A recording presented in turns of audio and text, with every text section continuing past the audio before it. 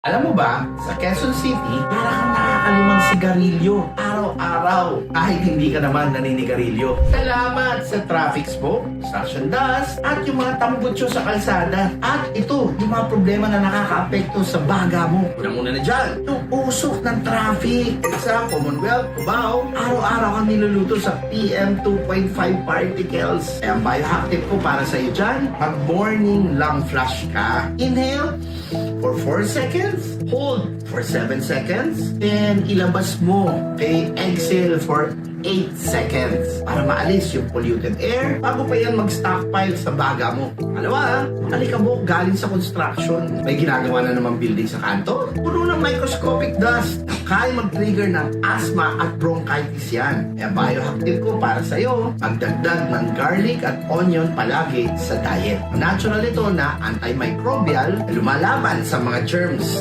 na galing sa alikabok. Pangatlo, yung mga chemical fumes galing sa palengke at sa mga kalsada. May maamoy ng pintura, cleaner, o even gasolina. May mga volatile na organic compounds yan na nakakasira sa lung tissues natin. Ang biohack tip ko para sa'yo ay mag-green tea ka every day. Ito ay may antioxidants na nagre-repair ng baga mo. Ang pang-apat ay ang dry at irritated na airways. Metro Manila air plus yung init equals ito yung ilong at lalamunan. Hirap huminga at madali kang kapitan ng ubo. Kaya biohack tip ko para sa'yo, lagi kang mag-hot shower steam para itong free na humidifier para ma-moisturize at ma-clear ang airways mo. Ang huli ay ang chronic inflammation. Pollution triggers low-grade inflammation sa lungs. Kahit wala kang sakit, ang biohack tip ko para dyan ay ang omega-3 foods ka. Salmon, sardines, at mga chia seeds para mabawasan ang lung swelling at mag-protect ang airway function mo. At Quezon City, bawat hinga mo, parang may kasama ng lason. Kung makakontrol ang hangin, pero makakontrol mo,